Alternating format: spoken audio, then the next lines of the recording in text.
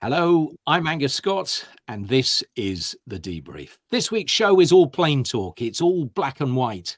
It means it must be Newcastle. And why not? What is behind this not-so-quiet revolution on Tyneside?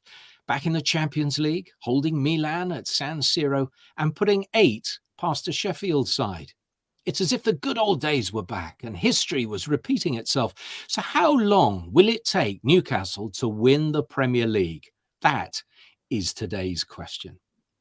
Ben Jacobs has more ins than a pub chain at St James's Park, and he's got plenty of news that we can toast from the Northeast this week. Ben, nice to have you on board again. 30 seconds in, and I just want to make one thing clear. Leicester City 1, Bristol City 0. Anyway, thanks, Ben. It was nice to have you. I'll talk to Didier for the rest of this podcast. Of course, Fabrizio Romano will also be giving us the latest from his web of contacts, so stay with us for that. But Newcastle scoring 8 in the Premier League isn't a first. In fact, Newcastle scoring 8 in the Premier League against a Sheffield side isn't even a first, because back in 1999, an Alan Shearer-inspired Newcastle beat Wednesday 8-0, and playing in that match and keeping a clean sheet for good measure was my old friend Didier Domi. Bonjour, Monsieur Domi, comment ça va? Bonjour, Angus. Ça va très bien. Merci, mon ami. I'm fine. Excellent. Yeah, fine, good. That'll be the end of that. Look, you're now living in Qatar and have been for some time. How are you enjoying that? Well, I've been there for 11 years, as you know, so I'm enjoying it with the family. The kids, obviously, they're in France now at university, but we stayed with my wife, so we really enjoy the place, really enjoy the region. As everybody knows, you know, we had the World Cup last year, which was, for me, fantastic. So, so far, so good. So we really like it here. Excellent stuff. But remind me and tell all our listeners, what was that 8-0 win like back in 99? You had quite a side then. What do you remember of it? Oh, first we changed coaches. So Ruud Gullit left, and Bobby Robson came. So it was our second game of the season. The first one, I think, was in Chelsea. We lost 1-0, and I wouldn't tell you that we would score 8-0, but there was a special atmosphere because Sir Bobby Robson was a Newcastle fan, so you could feel there is a special atmosphere around the stadium, in the stadium, and but we never expected just to put past Sheffield Wednesday, but the atmosphere because of Bobby was wonderful that day. You know, everybody was happy, everybody was waiting. It was like a second breath, and everybody just wanted to see what we were capable of, because I think we had good players. It's just that we had some problem in the dressing room, and but you could feel that everybody has changed, and that it could be a really nice afternoon. But I repeat to you, we never expected to pass 8 goals to Sheffield Wednesday. So look, Ruud's been on this show. We both knew Ruud quite well. What was the difficulty then towards the end of his reign? Because he'd left out Alan Shearer, hadn't he? The difficulty, it's for a coach, sometimes it's not your skills or what you're capable of, or the system. Sometimes it's just your relation with the players and your relation, especially with the core players.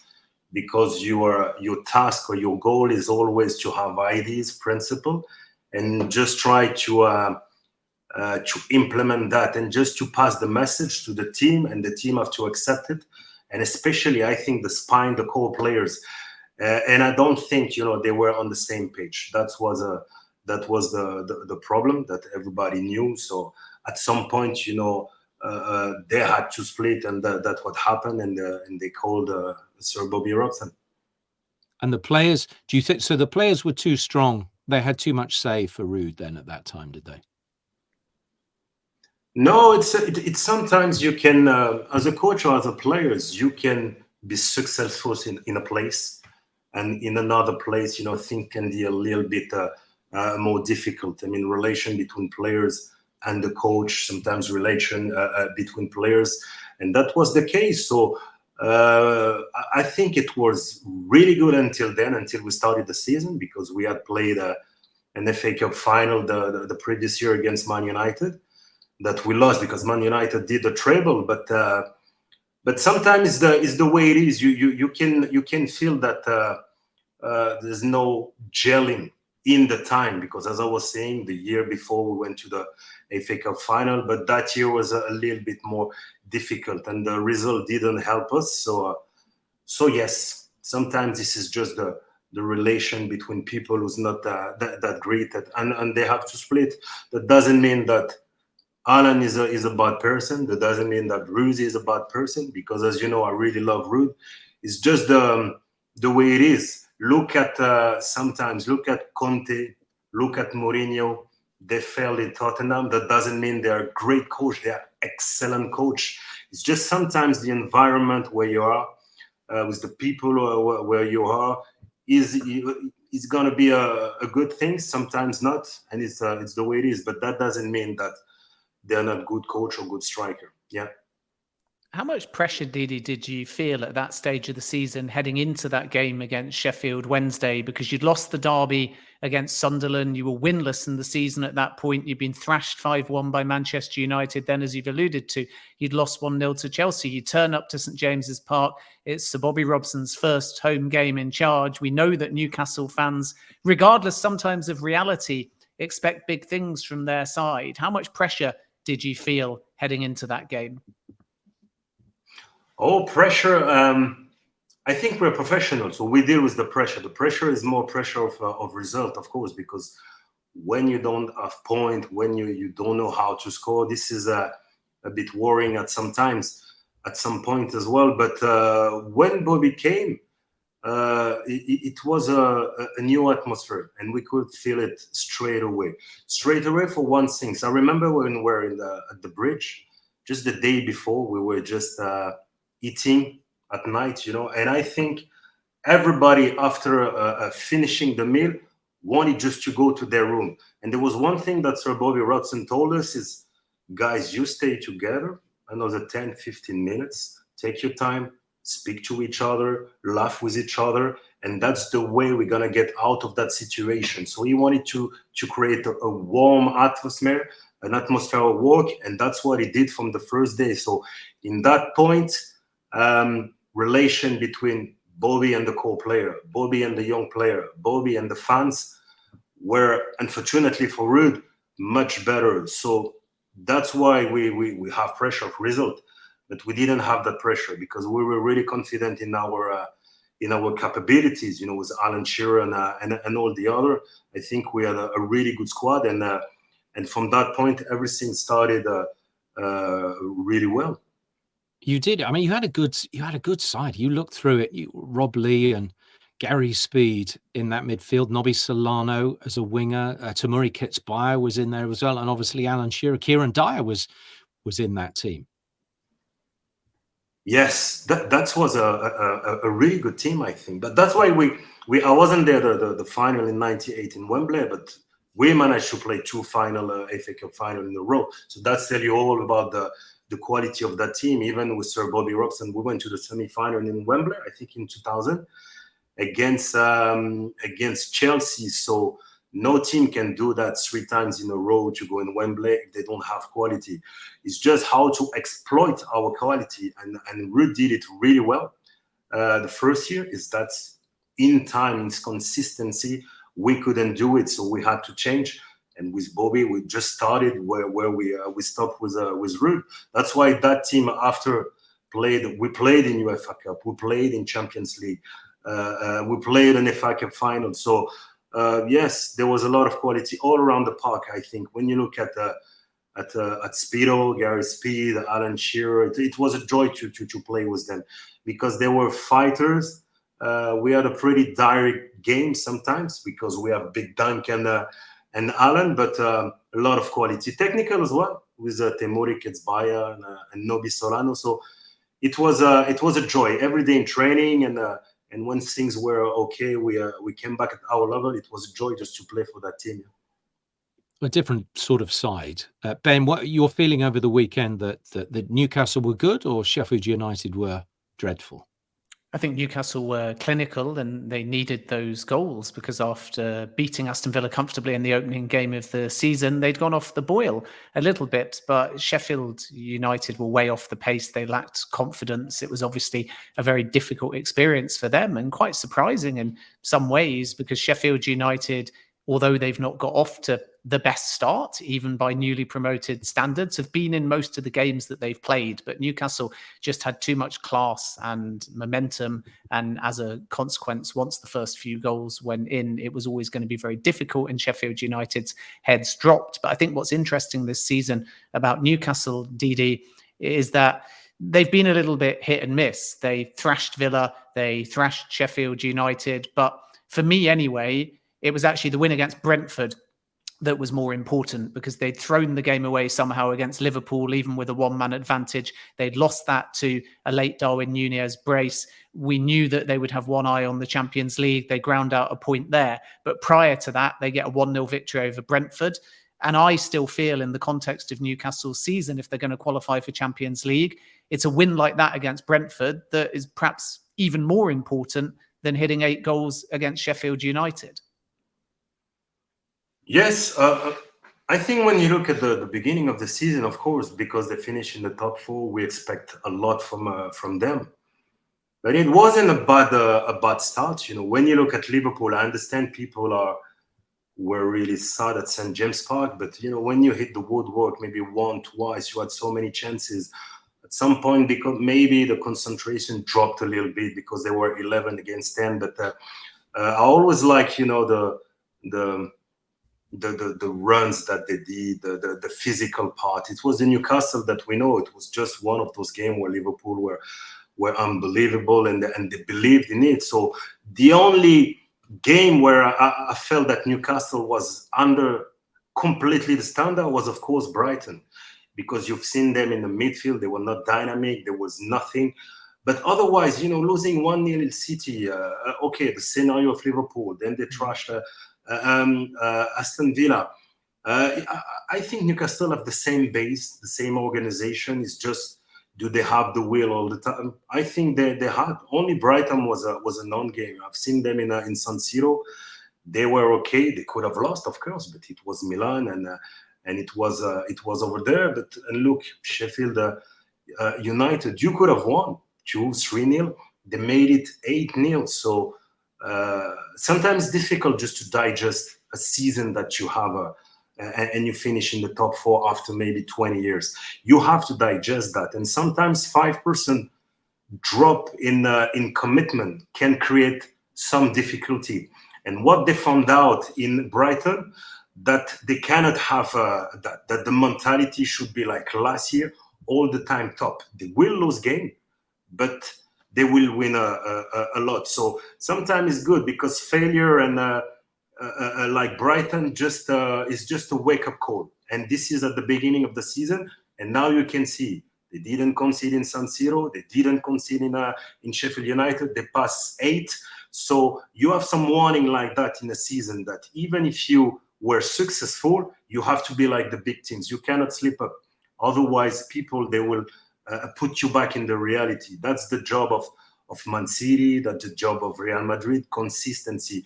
And Newcastle, what the president, what Dan Ashworth, what Eddie Howe did was, it's incredible the work that they did. There is a clear connection, a clear vision, but this is the next step. Consistency in the motivation and consistency, I think, in the performances. So that's pretty normal. How important, you talk about that team and how consistent they must be, Didi. How important is it that Bruno Guimaraes is there and stays in the Newcastle side? Oh, I think when you have that position as a sitter, that's one of the most difficult position in the team. And you have to have very intelligent people like Declan Rice, because they have to cover the midfield. They have to cover the fullback. They have to cover the center half. They're a kind of a core, and they're the one who give the balance. So when you look at Guimaraes, he's not the strongest. not the fastest, but his brain is the fastest. The way he moves is the fastest. His anticipation is second to none, and the way he maneuver the ball is incredible. So he's highly important for Newcastle, and I hope he will stay a long time. Okay, for the moment, Didi, thanks very much indeed. Well, it'd be very interesting to hear what Fabrizio Romano thinks about the transfer dealings that may come up and the contract dealings that Newcastle have to go through now. Earlier, we caught up with Fab. So, Fabrizio, Bruno Guimaraes has agreed a verbal contract extension with Newcastle. Can you give us the details of that? Yeah, it's almost done. I think it will be signed in the next maybe 7-10 days. Let's see how long it will take to prepare the contracts, to check with the lawyers on club and player side, and then to sign. But everything is done for Bruno to extend the contract at Newcastle. It's a 5-year deal, so valid until June 2028. Of course, there will be an important pay rise for Bruno Guimaraes. It was a crucial part of the story because when he joined from Olympique Lyon, he had a very good salary, but now after the fantastic season he had last year at Newcastle, he deserved a pay rise, and this is why they agreed on new salary. So everything is ready, and this new contract will also include a release clause. From what I'm hearing, it will be around £100 million. I say around because there is still some detail to be clarified in the next days when they will sign the contract, but it's going to be in the region of £100 million. And this is something that is 100% confirmed. So the clause will be there, and it will be signed very soon in the next days. And what sort of other positions do you think Newcastle might strengthen in January? Yeah, that's a good question. I think it will depend a lot on which competition they will play in January. If they will be still in the Champions League or maybe in a Europa League, I think this is going to be very important to understand what they want to do to help Eddie Howe. My feeling is that if they will be still in the Champions League, there is a chance they will go on the market maybe to do something in the offensive positions. So maybe to add one more offensive player, let's say if more kind of striker or winger, they still have to discuss internally because again, now they want the squad to be 100% focused on the current moment, on this part of the season, and then probably end of November, beginning of December to have the usual internal meeting they have with the board and with the manager to decide together on the targets. But at the moment, from what I'm hearing, they're very happy with the squad they have. They know that probably if they will go to the knockout stages in the Champions League, they will need something else in the January transfer window, but they still don't have any clear idea of, okay, we want that player or to go over that position. Just about offensive player, because there is something that they discussed also in the final days of the summer transfer window, but at the end there was no right opportunity, and so they decided to stay with the current squad. Fabrizio, Chelsea lost again to Aston Villa and failed to score. Do you expect them to move for Ivan Toney if things don't improve up front? I think it's a possibility. It's not something guaranteed yet because also for Toney now it's time to consider all the opportunities. It's not time to negotiate yet, but Chelsea are among the clubs interested in the situation, informed on the situation and the conditions of the deal. Then let's see if it's going to be Ivan Toney, if they will go for different kind of player. I think from what I'm hearing now, they don't want to panic. They know that the situation is obviously not positive at all and that they need to react to that, but they want to react on the pitch. You can't always react on the market. You also have to protect the players you have, protect the manager, and let them work. So that's the message coming from Chelsea in the recent days. They don't want to find always the solution on signing new players. So Toney is a player they like, for sure, but this is not something advanced yet or something guaranteed yet. And also other clubs are interested in Ivan Toney because from what I'm hearing, for example, Arsenal also asked for the conditions of the deal a couple of weeks ago. And now with new agents, obviously the player is 100% available to new opportunities. So that's why I think for Toney is going to be a busy winter. Do you expect Toney to stay in England, though? I know you've previously reported that there might be some interest in Italy. And if it's January, what kind of price do you think Brentford would be looking for?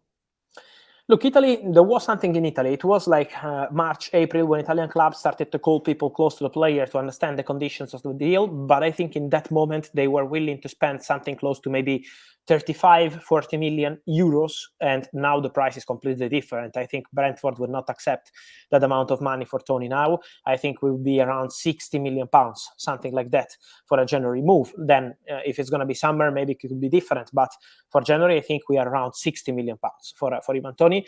In Italy, there was just some initial interest in terms of, okay, it could be an opportunity because many clubs were looking for a striker in Italian Serie A this summer. For example, Napoli were looking for a potential replacement for Victor Osimhen, but at the end he decided to stay at the club.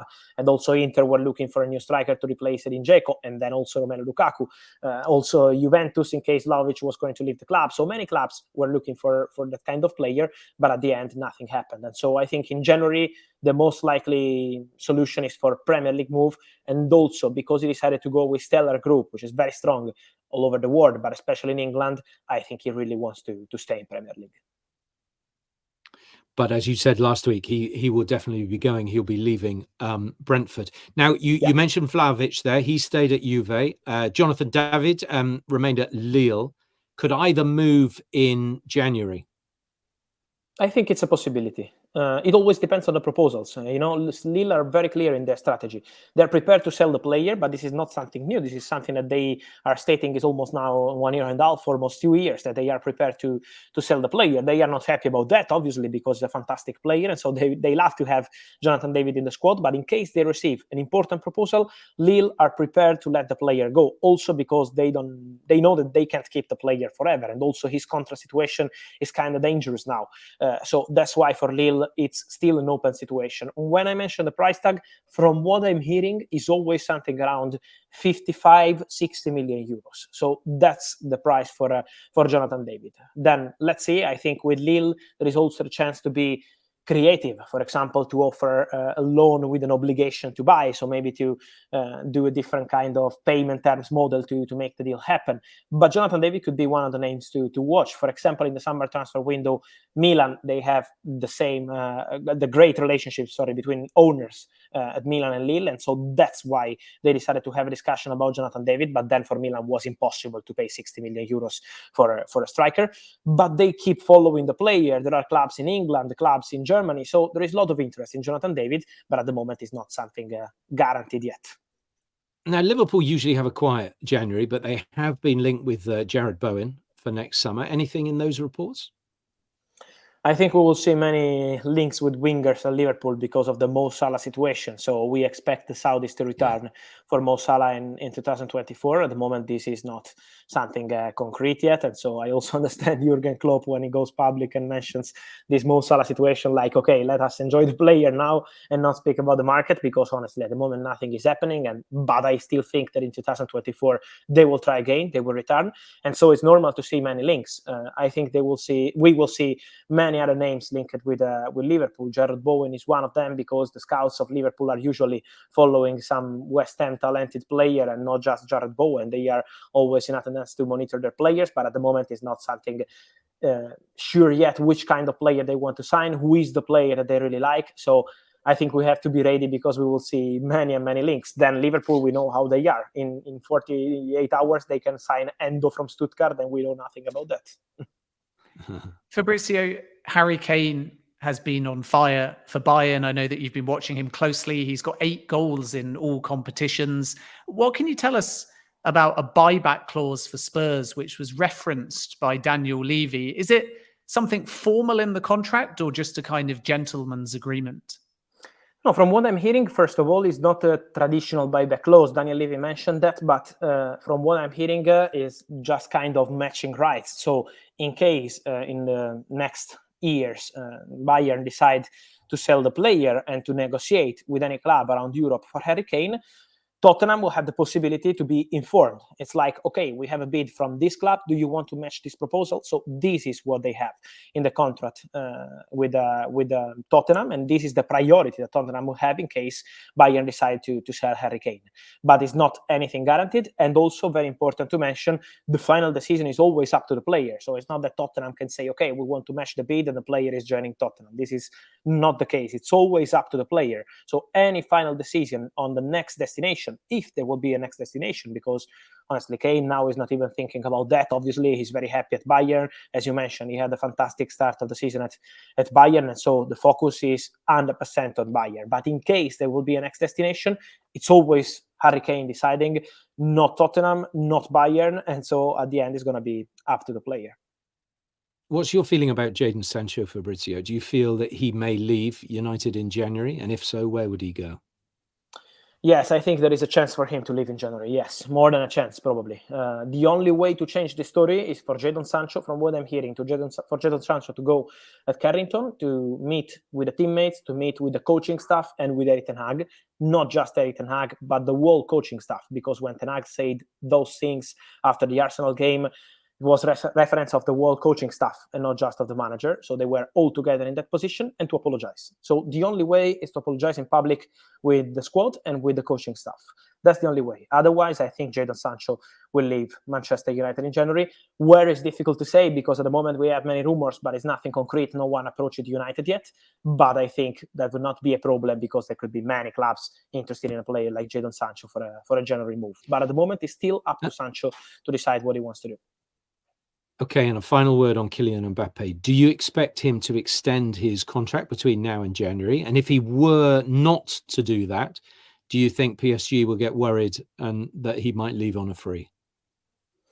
Yeah, I think they are already worried that he might leave on a free, because when it's September, almost October, and you don't have a new contract in the player's hands, it's always a dangerous situation. But at the same time, at the moment, there is an exchange. There is a discussion between Kylian Mbappe, his mother, and Paris Saint-Germain. This is something important, because we still remember in July it was war between PSG and Mbappe. Now there is a conversation, there is a discussion. So let's see how this discussion will continue in the next weeks, in the next months. PSG will do their best to extend the contract, maybe including an exit clause in the new deal, but at the moment there is still no guarantee. There is still a discussion, but no guarantee that Kylian Mbappe will sign anything. So it's still a negotiation. We just have to wait in this moment and see what happens.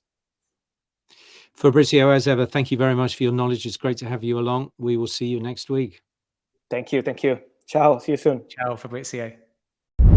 Thanks, Fabrizio, as ever. With that in mind, Ben, how important might January be? And how busy might it be for Newcastle?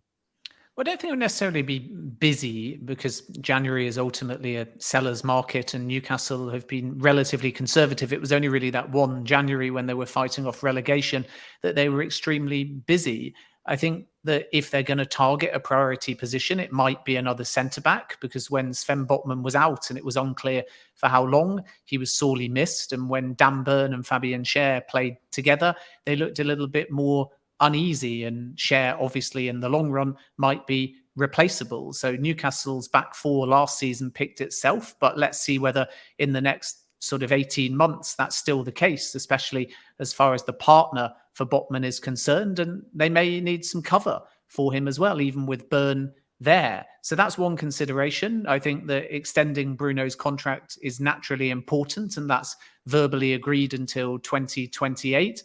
And then we have to understand whether or not Newcastle are going to look for that long-term replacement for Callum Wilson. Alexander Isak is effectively that player, but as Wilson gets further into his 30s, will they look for more goals as well? And that might be a consideration for Newcastle in the summer as well. But one thing that we have to understand with Newcastle is that they can't break the bank, even if the ownership want to, because of financial fair play. And as far as their model is concerned, it's really important that they follow up qualification for Europe season on season, because that will allow them to change their model. It's the same for Brighton as well. What you don't want to do is get Europe once and then decide to change the model. And it can be difficult in the recruitment market, because anybody talking to Newcastle right now knows there's Champions League. They're going to want healthy wages. And Newcastle have always done very well at ensuring that there is no one extreme earner. There's no one player that suddenly goes from 100,000 to 200 or 250,000. And that does make Newcastle and Bruno potentially susceptible to offers, because the likes of Chelsea or Liverpool or Real Madrid can naturally offer bigger money, and players may feel that they can double up as far as their earnings are concerned. So one day Newcastle want to be in a position where financial fair play is less of a concern, and they can ultimately be playing with players that are worth 200,000 or more a week. But right now they have to be conservative, and that's why I sense that they'll be in for a quieter January. What do you think, Didi? What do you feel that this Newcastle squad needs? First of all, when your goal is to go back Champions League every year, I think you must have 3 to 4 players, I think, every year. Why? It's you must bring competition to avoid stagnation, because every player is different. Some, they will want more, and some you can feel that they have a roof in terms of talent, in terms of going forward. So what do they need? First of all, to double up, of course, all the position. Where do they need? Oh, maybe you need to bring competition with not with Botman, but with Cher in centre half. Maybe you need another one advanced midfielder. I think with Isaac and Callum Wilson, you're pretty well equipped, because you have someone who like the box, and the other one who likes to really play, to drop in the middle of the park. And yes, in those positions, but it's just to bring competition, because Cher is doing really well.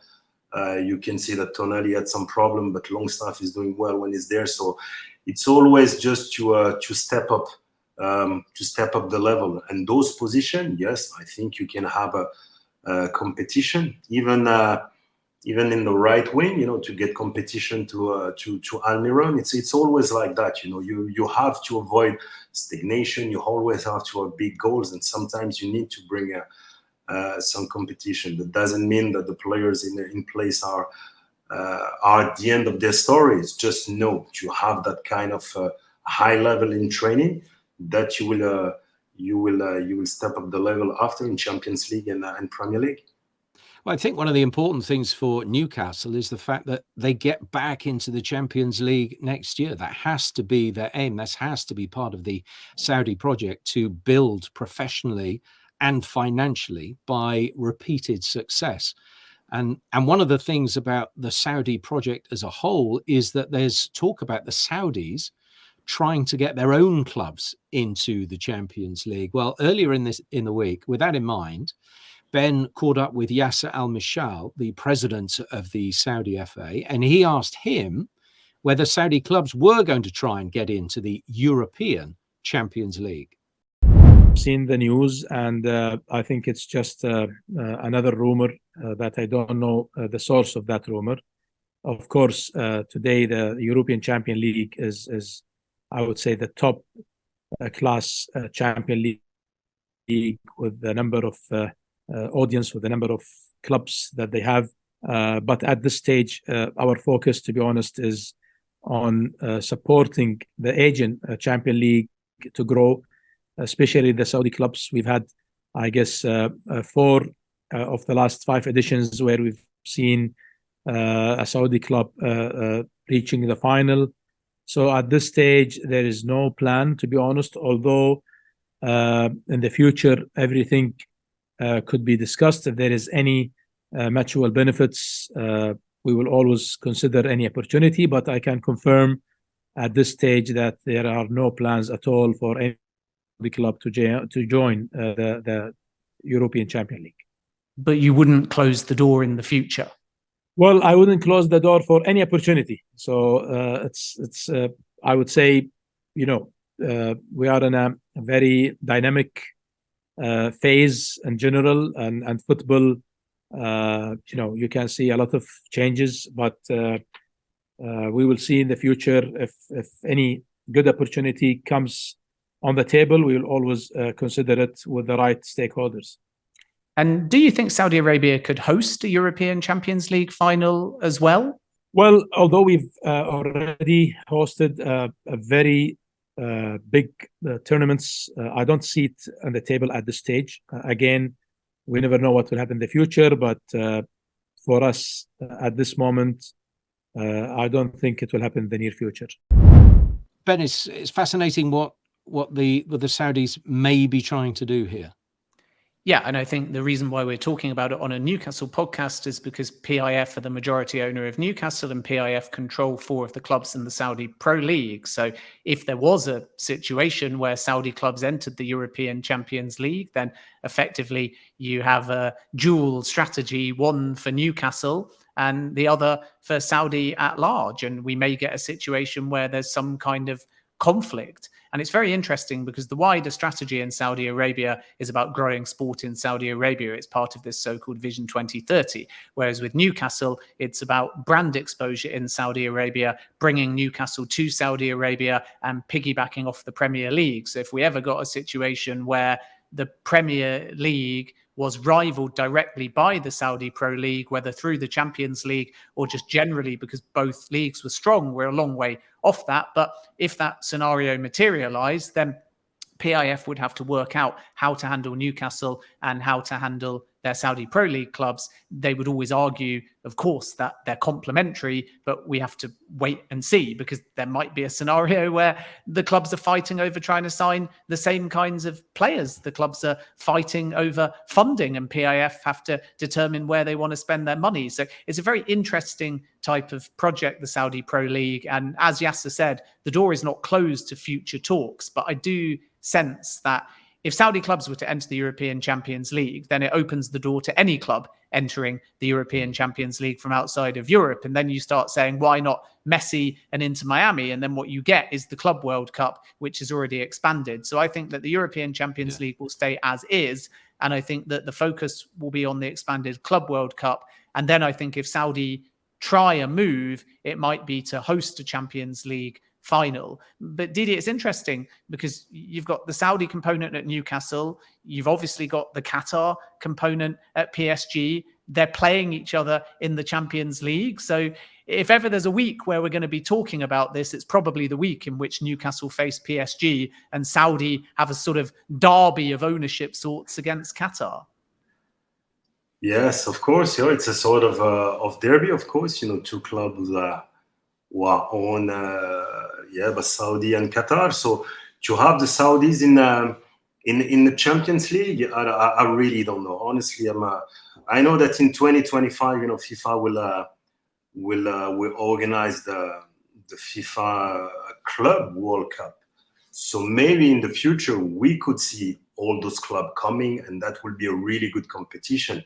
Maybe supposedly a Super League. So I see more those clubs in that kind of competition where you involve all the world, and there will not be problem, I think. So I'm really keen to see that competition, the impact, how people will watch it, how many teams there will be. I think we know, but which team we will have, because we will have the best teams in the world. And I see more that kind of competition to involve and reunite all the Saudis, the European, and even the South American. So I will be very, very keen and surprised just to see the impact of that competition in 2025.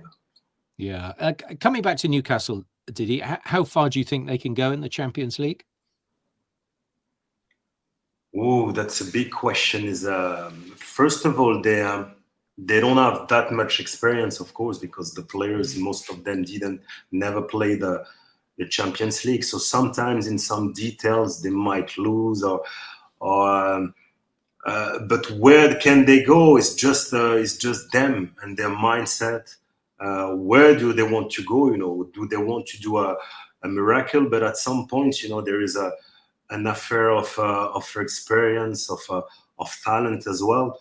But if they have the same intensity as last year, of course, they can go in the last 16. Then it's all an affair of draw. But this is a really, really tough group. I've seen some of them. Newcastle could have qualified easily, but this one was Milan. This was exactly. If there were sides you didn't want to play, I mean, let's all put them into one pot and put Newcastle in it as well, and then go, there you go, lads, enjoy that one. Welcome back to the Champions League. Well, the original question, though, Diddy, is not necessarily about the Champions League, but when will Newcastle win the Premier League? So we're not talking about getting back into the Champions League. when will Newcastle win the Premier League? And I might put a little brackets there, if ever, close brackets. Whoa! That's first is if the vision is still the same, because I think they've done really well, not buying expensive players and started from the roof instead of started from the foundation. They did it really well because they started with the defense, with Botman and Trippier and the goalkeeper, and now every year they will add quality. When can they win? You have to have quality, you have to have consistency, you have to have talent. You need time.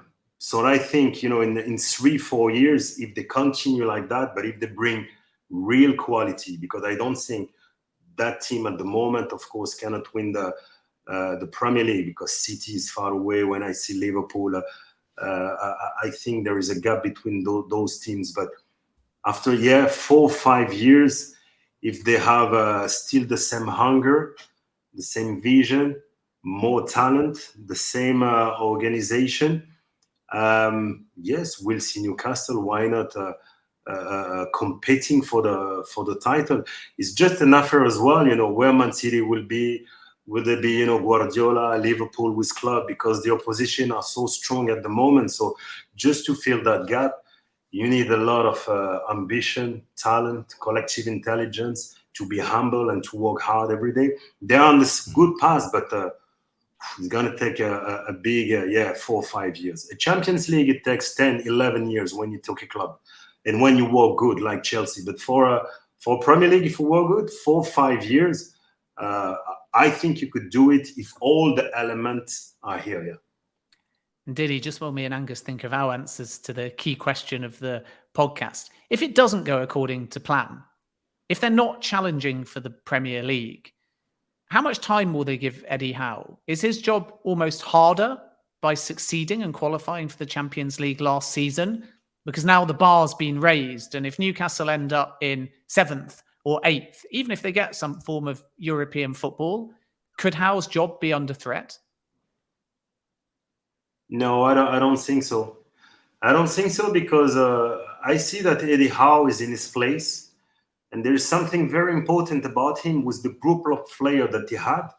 He exploited the maximum of that group, individually and collectively, to bring them back to the Champions League. So I think there's got a good relation between him, the fan, the boards, the staff, and that's a very good sign. He's a very good coach.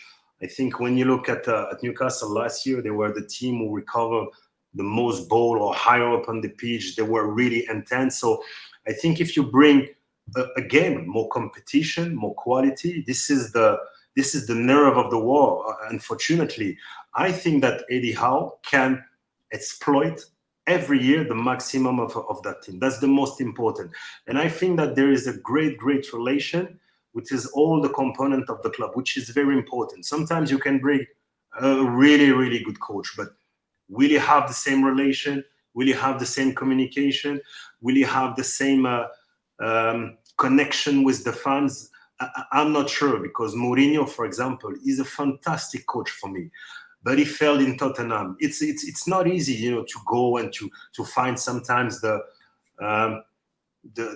right atmosphere with everybody. It's not easy. Everybody think that we put a coach, he won, okay, he will win. No, Ancelotti went to Everton. It wasn't easy. You can sometimes have a big success in the club, as I was saying at the beginning, and in other club, things will not gel, and it will be really hard for you. And again, that doesn't mean that this guy is a bad coach or this is a bad club. No, you have to find that connection. And sometimes it's not easy. That's tell you all about that. Football sometimes is not all the time on the pitch. It's all outside of the pitch as well. Relation, communication, organization, your charisma and things like that. And I think Eddie Howe is in a good place, and this is the good fit. Him with Dan Ashworth, they're on the same path for me. I think what's really interesting as we wrap up, Didier, is what you say is it's off the pitch. And I look at Newcastle and I go, they're at least 5 years behind Manchester City. And I think so many things have to go their way for them to win the Premier League, at least within the next decade. And I can't see it happening. Pep's got to leave. Jurgen Klopp's got to leave. There's got to be a serious downturn in what's going on at Manchester United. The Emiratis have to give up and not spend money and not bring in the finest coach in the world. And if the Brighton manager is the successor to Pep, then you can see them carry on going on. I think De Zerbi will, maybe if you believe what Guillaume Balaguer says, he's the next man in the job. And I think Newcastle will maybe come close, but I don't think they'll win it within the next decade. Yeah, I think a decade is such a long time in the Premier League. We don't know who's going to come and go. As you say, if Roberto De Zerbi goes to Manchester City, then that project could continue seamlessly. First and foremost, Newcastle have to have depth. Second of all, they have to have a slightly different model so they can spend more and pay wages that allow them to get the very top players in the world. Because PIF could find the money, but they've got to stay within financial fair play. So it's not about winning the Premier League for me. It's about backing up last season with Champions League, season after season. Then after 3 or 4 years of doing that, at some point between now and 2030, everything could click and Newcastle could win the Premier League. So I think if it's Vision 2030, then we're going to say Newcastle can win the Premier League in 2030 as well. And that should be a realistic and patient aim. But before all of that, how do they balance Champions League with Premier League? How do they navigate a congested fixture calendar? How do they stay within financial fair play? What happens if they get a couple of injuries? What happens if they concede a few more goals? And this is why I think that win over Sheffield United 8-0 was very significant in the sense that they'd come off the back of Champions League, where often teams have a hangover. It was an away game against a newly promoted side, and they went there and they dominated and they won that game. So if Newcastle can navigate Champions League and get the depth to ultimately fight in Europe and on domestic fronts, then they stand a very realistic chance over time of winning the Premier League. But hang on, Ben. You said over time. Yeah, go on. Put a time on that. I think if I was to guess, I would say 2030. Not 20 or 30 years, but 2030. 2029, 2030 is my guess for Newcastle to win the Premier League. I'm past 2030. I'm well past 2030 before they win it. And we obviously want to hear from you, Newcastle fans, who think I'm talking a load of rubbish. So do get in touch every week through whatever means you hear this podcast. We'd love to hear from you. That is your football debrief. Many thanks to our guest this week, Didier Domi. Didier, great to have you. So nice to speak to you again. My thanks to Fabrizio Romano as well. Even when that window is closed, there is plenty of news to discuss with the guru. So he is here every week. And of course, Ben is here every week if he doesn't mention that scoreline he did at the beginning of the show. So if you promise not to do that again, Ben, we can do this again next week. What about a compromise? I'll only mention Bristol City if Bristol City win, which means I'll never mention Bristol City. Yeah. All right. Now you can get off. All right. Thanks for listening, everybody. We'll be back with your debrief next week.